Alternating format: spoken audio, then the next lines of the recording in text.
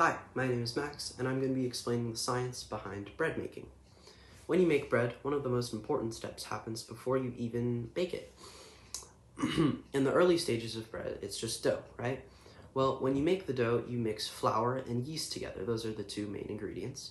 The yeast begins to break down the sugar in the flour, and this releases two byproducts, which is ethanol and carbon dioxide. This process is called anaerobic respiration. The carbon dioxide is what gives bread its light and fluffy texture. As the sugar continues to break down and the yeast does its job, the carbon dioxide is absorbed it's trapped inside the dough, right?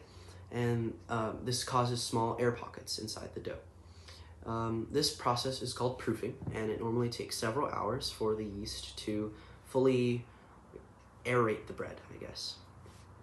After this, you bake the bread, and as you bake the bread, the yeast will die, and this leaves those pockets of air inside the bread, and this gives bread its familiar light and airy texture.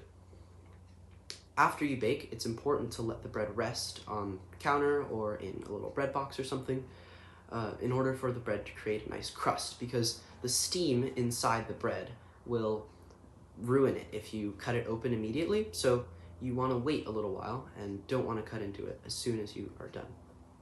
Thank you.